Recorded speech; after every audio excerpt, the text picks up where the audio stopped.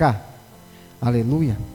Soberano Deus, eterno Pai, diante da tua presença, Deus, aqui está a tua filha, Senhor.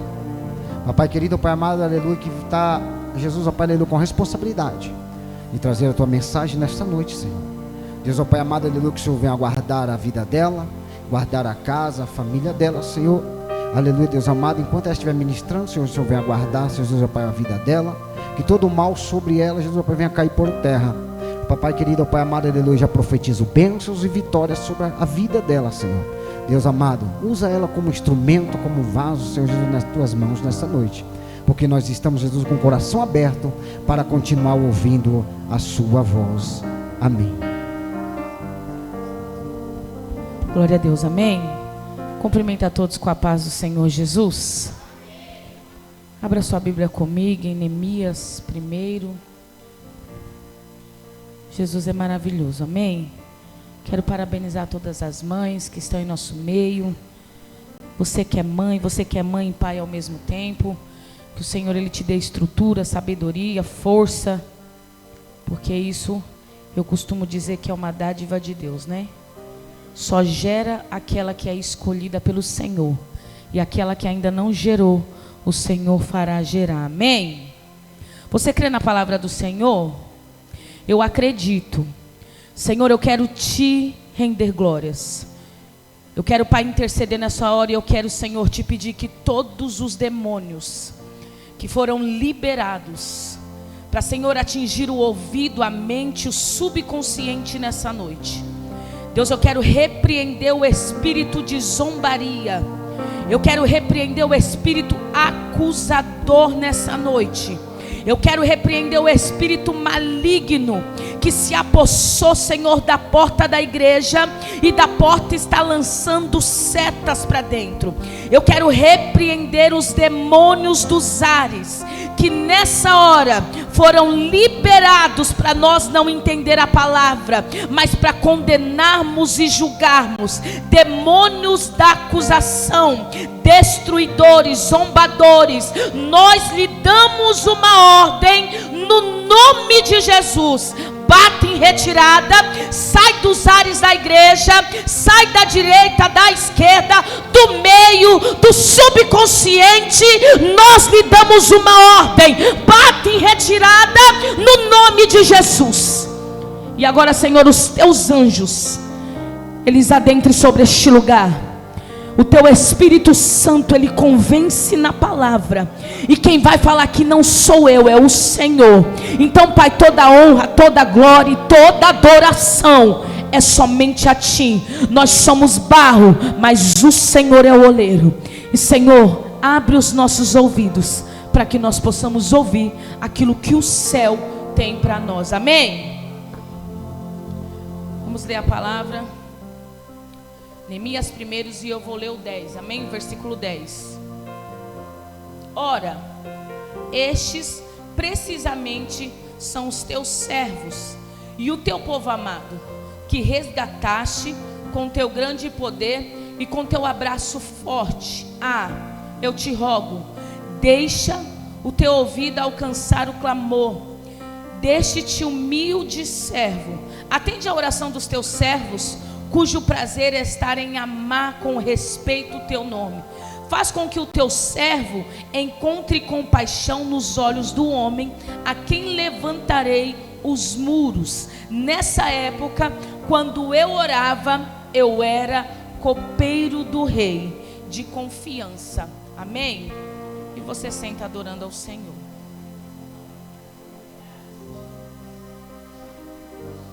A Bíblia vai dizer que Neemias, ele não é nascido de Jerusalém. A palavra nos relata que os pais dele eram de lá, a família dele vem de lá, mas Neemias, ele não nasce lá dentro. A Bíblia vai relatar que Neemias, ele vai se tornar copeiro do rei, e o pai dele era copeiro antes dele.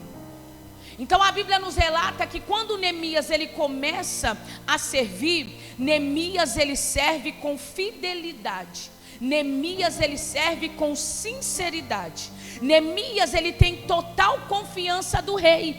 Neemias, antes de ser copeiro, ele passa por um processo, porque você não poderia ser copeiro sem antes você passar por processo da aprovação. Quando Neemias se torna copeiro, é porque ele já tem o anel da confiança, é porque quando ele vai servir, o rei já sabe quem está servindo. Antes de Neemias servir, ele mesmo comia e bebia para que o rei não morresse. Mas a Bíblia vai dizer que Neemias, ele ouve falar da cidade de Jerusalém, ele ouve que os pais estavam lá, e ele sabia que daquela cidade algo bom existia. Lá existia adoradores, existia sacerdotes, existia pastores, existia ovelha, o povo adorava. Lá tinha ouro, tinha prata, era uma cidade que todos falavam. Neemias não morou lá, não nasceu lá, mas ele era descendência de Jerusalém, e essa cidade, a qual fazia maravilhas, agora ela está destruída, desvatada, ninguém mais está ali, os muros estão caídos, o templo já não existe mais, os sacerdotes, os adoradores já estão oprimidos. Mas a Bíblia vai dizer que mesmo que Neemias não estava lá, ele se compadece daquele lugar, ele toma conta daquilo que não é dele, e ele começa a orar, porque ele se entristece. É como se você visse um ministério que avançava e hoje está destruído. É como se você visse uma pessoa que pregava, que cantava, hoje está paralisada. O ministério não é teu, mas você se compadece daquilo que um dia você viu ter frutos. Neemias vai pegar e ele vai orar, e ele vai se entristecer, e ele vai falar: Senhor, se eu puder, se a tua misericórdia me alcançar. Talvez ele não era um dos que era para estar lá, mas ele se disponibiliza a colocar a mão no arado e a fazer a diferença no meio dos iguais, porque ser diferente no meio dos iguais é difícil.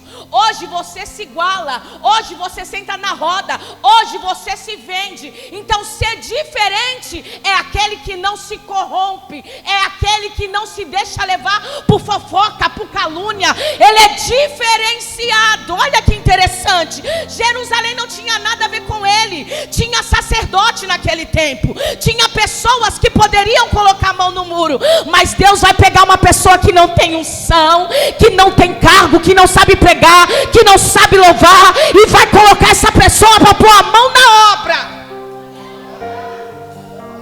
Jesus vai olhar para o incapaz agora, Jesus vai olhar agora na contramão. Porque às vezes a gente pode se achar, porque prega, porque louva, porque tem um cargo, porque tem um óleo, porque tem uma unção na cabeça. Jesus está falando: eu estou pouco me lixando para a tua unção, eu quero saber se você está disponível. Se você está disponível, o muro vai ser erguido através das tuas mãos.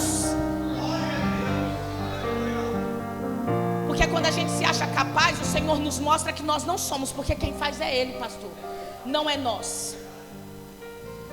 Aí sabe o que eu acho engraçado? Que Jesus vai quebrar mais um dos protocolos, e ele vai pegar um copeiro para colocar a mão no muro, para erguer um muro, para erguer uma obra, para erguer uma pessoa, para levantar alguém. Você está entendendo o que o Senhor está falando? É você que o Senhor vai usar para colocar a mão no arado, para levantar alguém. É você que o Senhor vai usar, mesmo destruído, sozinho, mesmo não vendo força. O Senhor está falando: eu não te escolhi pelo teu tamanho, eu não te escolhi pelo teu dinheiro, eu não te escolhi pela unção que está na tua cabeça, eu te escolhi porque você é diferente. E se você é diferente, você vai colocar as mãos sobre o muro e os muros vão ser erguidos.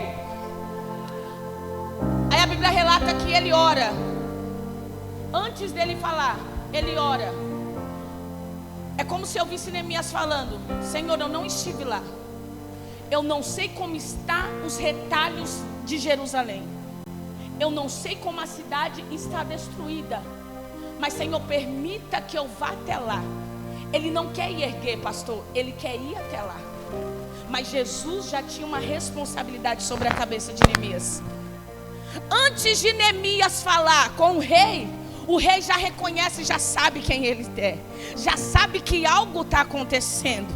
É como se você andasse com um amigo íntimo do lado. Ele sabe quando você está feliz e ele sabe quando você está triste, porque tem intimidade. Então o rei olha para ele. E quem está sentado no trono do lado do rei? A rainha Esther, aquela que orou pelo povo no tempo que era para o povo morrer. Então quem o Senhor vai colocar do lado não é qualquer pessoa. O Senhor vai colocar alguém, e esse alguém é alguém que já colocou a mão no arado. É alguém que vai interceder. É como se eu visse a rainha Esther falando: deixa ele ir, deixa ele pôr a mão, eu conheço esse Deus, eu sei quem ele é. Aí a Bíblia vai nos relatar que Neemias, ele conta.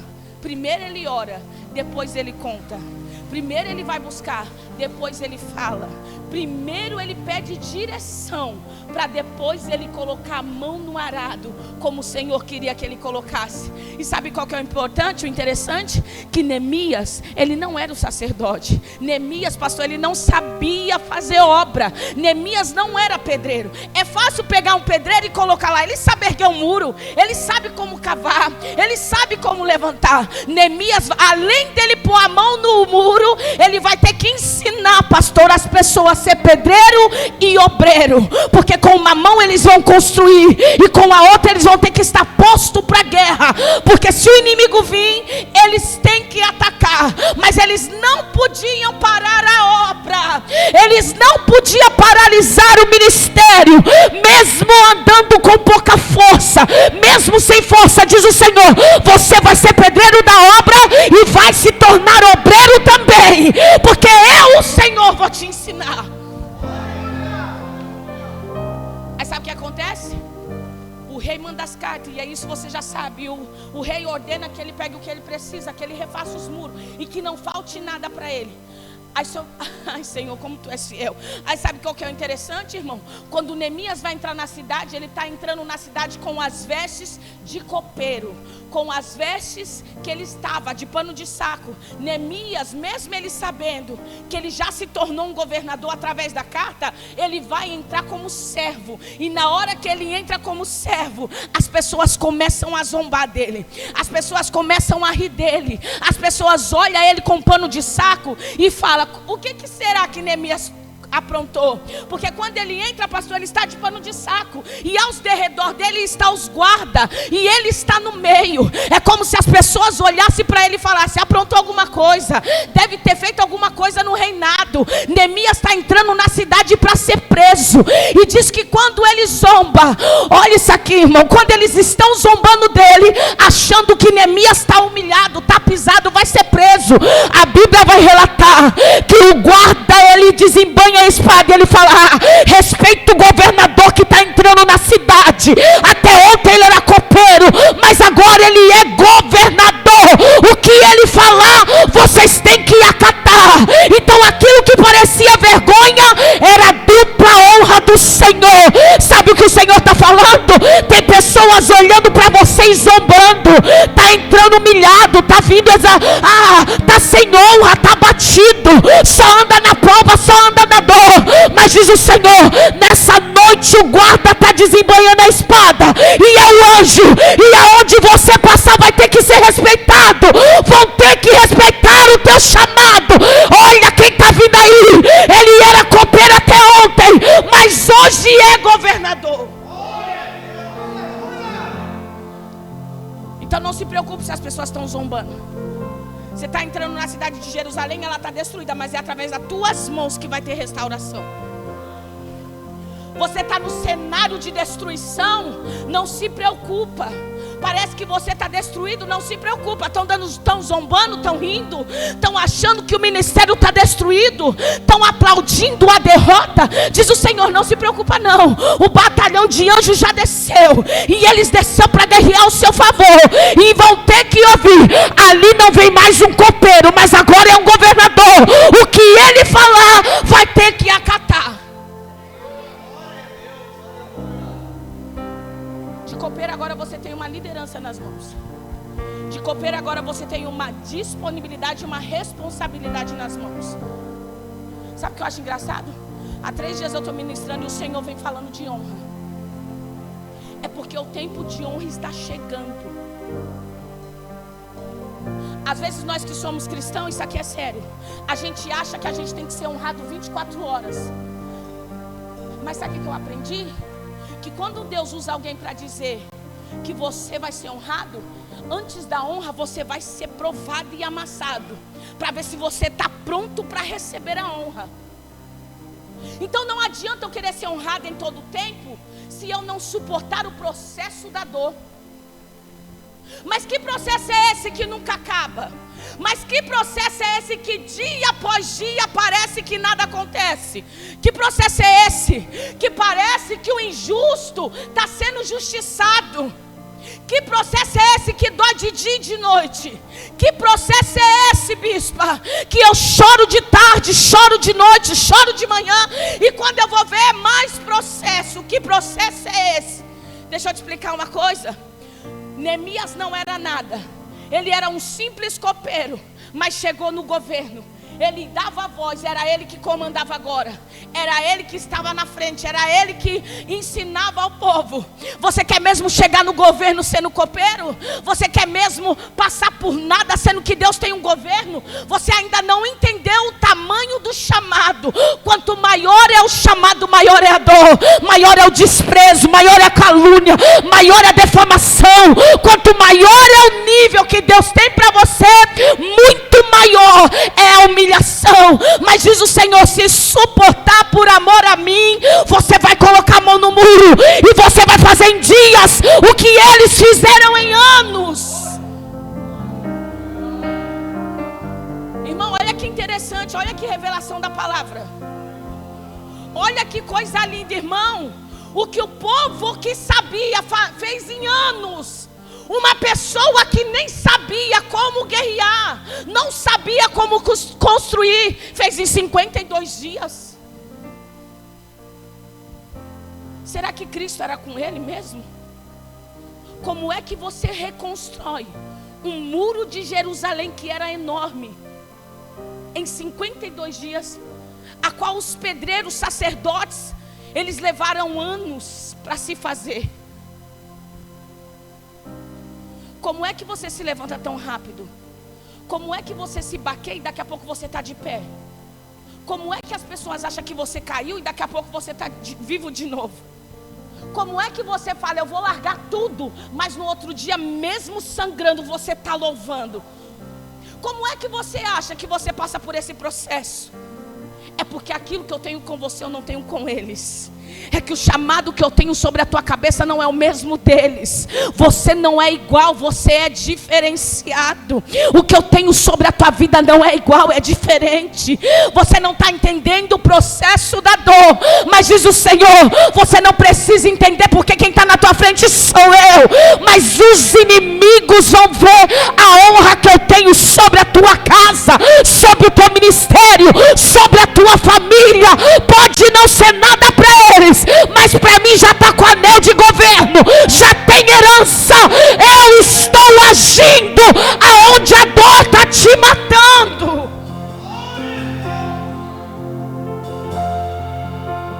Só Deus faz uma coisa dessa. Só Deus pega quem não sabe fazer e coloca para fazer e faz muito bem. Só Deus faz isso. Só Deus pega um que é nada e coloca para se tornar governador. Só Deus pega um que serve no palácio e coloca para levantar um muro que ele não tinha nem noção de como levantar. Só Deus pega eu e você do mundo, do lamaçal do pecado, e coloca para se assentar com os príncipes. Só Deus olha para nós de uma maneira diferente.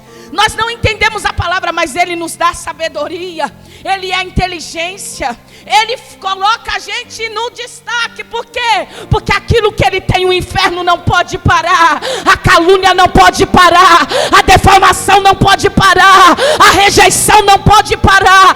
Aquilo que Ele tem, quer o inferno não vai concretizar. Olha isso aqui. A Bíblia vai dizer que José, ele é conhecido por Cristo. E a Bíblia vai relatar que Jacó, ele orava por um filho com Raquel, há muitos anos. E pensa quantos anos não demorou, porque a Bíblia vai dizer que José é filho da velhice dele. Então quando José chega, que era algo que ele já esperava, Jacó já esperava por aquele filho, já era uma promessa antiga. Quando José chega, José é diferente. Ele tinha irmãos, mas ele era diferente. Ele era denunciador de pecado. Ele não se assentava à roda. Tudo que ele via, ele contava para o pai. Ele tinha intimidade. Aos nossos olhos, se nós fôssemos olhar para o dia de hoje, é fofoqueiro, é caluniador, é mentiroso, é defamador. Mas aos olhos do Senhor, o que Deus tinha com José era diferente. Então José não podia compactuar com o erro. José não podia sentar na roda. José verdadeiramente era diferente. E o pai, por conhecer o caráter dele, vai preparar para ele uma túnica. E essa túnica, ela tem várias cores. Olha isso aqui, irmão, que interessante. Só que os irmãos de José, eles também têm túnica. Então quando José ganha uma túnica, não quer dizer que os irmãos não tinham. Os irmãos tinham. Por que os irmãos invejam? A Bíblia vai dizer, irmãos, que a túnica dos irmãos, elas vinham até o cotovelo. Mas a túnica de José, ela tomava a mão inteira, porque era diferente. Aí aos olhos dos irmãos, ele amava mais, porque era o filho mais novo, era o filho da velhice. Mas não era, pastor. Ele era um filho diferente, que decidiu não se contaminar. E quem é que Jesus coloca? José. José, além de ser, olha isso aqui, o chamado que Deus tinha sobre a vida dele também era um governo. Ele era um sonhador. Ele ia contar, ele ia falar. Por que os irmãos o invejam? Por que os irmãos o vendem? Porque antes de José chegar no governo, ele passa pelo calabouço, ele passa pela traição e ele passa pela prisão. Ele passa por 3 tópicos que talvez eu e você não suportaria: ser vendido pelos irmãos, você conviver dentro de um calabouço e depois você ser aprisionado por uma acusação sem você ter feito. No dia de hoje, nós não suportaria. Nós ia falar: Jesus é injusto comigo, Jesus sabe que eu não fiz. Mas para trocar no caráter de José, a mulher de Potifar, ela vai se insinuar e ela vai tentar fazer ele pecar. Só que como o caráter dele não é mudado, porque ele é diferente, ele vai para uma prisão, não devendo nada e sendo inocente. Passa-se o tempo, passa-se os anos. Alguém tem que sonhar para José ser liberto da prisão. E alguém tem que lembrar que tem um sonhador lá dentro e que ele vai revelar como que foi o sonho, porque ninguém sabia como falar. Aí parecia que José estava esquecido. Parecia que mas não era o filho da velhice, não era o homem da túnica, não era aquele que o pai amava, e agora está como? Destruído, sozinho, caluniado e inocente dentro de uma prisão. Mas a Bíblia vai dizer que aquilo que Deus tem conosco, pode vir o que for, o Senhor Ele coloca sobre as nossas mãos. Pode passar o tempo que for, aquilo que o céu Ele reservou, o Senhor Ele passa, e Ele passa conosco, Ele não nos deixa só. Eu quero dizer que você vai ser lembrado, o teu nome vai ser lembrado, o cárcere vai ser aberto, essa dor vai ser passageira. E diz o Senhor: mas o encontro com os teus inimigos eu não vou evitar. A mesa está sendo preparada, e aqueles que venderam, aqueles que traíram, vão precisar sentar na mesa de José. Aqueles que não acreditavam no chamado, aqueles que olharam e queriam destruir José de qualquer maneira. Esse José nessa noite é eu e você. Esse Neemias nessa noite é eu e você. Sabe o que o Senhor está falando? Eu estou marcando a hora do reencontro, e eu estou preparando a mesa na presença dos teus inimigos. E na hora que a prisão for aberta, José passa por todos os processos. E ele só está aprisionado porque os irmãos o venderam e ele teve que passar as etapas da dor. Mas chega um tempo, a comida acaba e os irmãos têm que ir para onde José está, sem saber que José estava lá. E a hora do reencontro acontece. E sabe o que ele faz? Ele o serve. Ele senta na mesa, pastor, e ele dá o de melhor para os inimigos comer. Sabe o que o Senhor está falando? Ainda que não tenha mesa, eles vão saber quem é você e o que eu tenho feito através da sua vida. Ainda que eles não dão crédito, ainda que eles estão acreditando e contando os dias da derrota, ainda que eles pensam, a prisão nunca vai se abrir, o processo nunca vai passar, a dor, a vitória ele nunca vai alcançar. Diz o Senhor, a mesa está preparada, e se eles não sentar para se alimentar, eles vão ouvir falar que a tua mesa está farta, que a tua história foi mudada e que o cárcere foi aberto.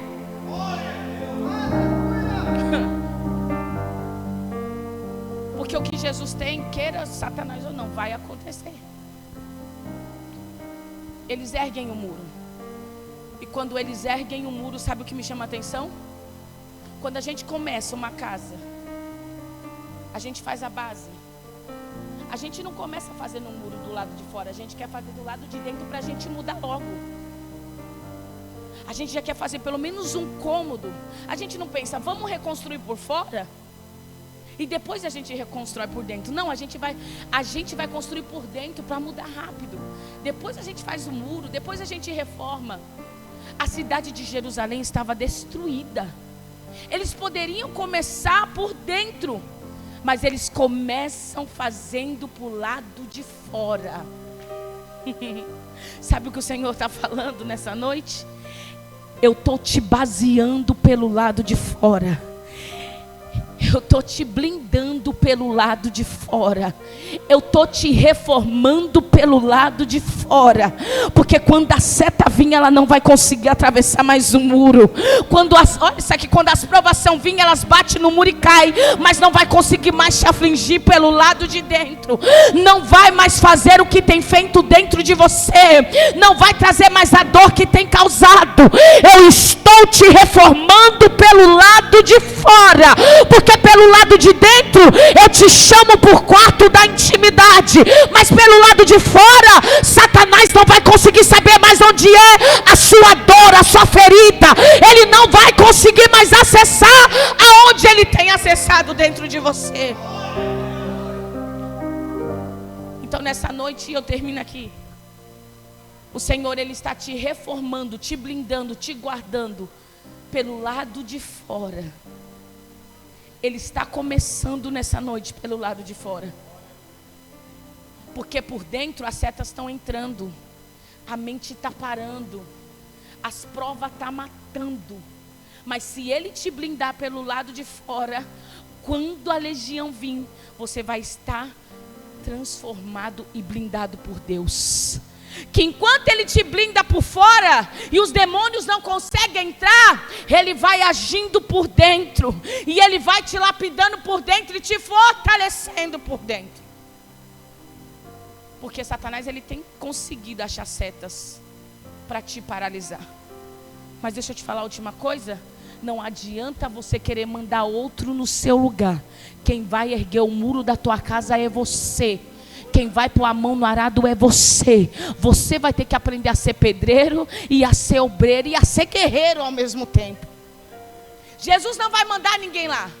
Jesus quer usar tuas mãos.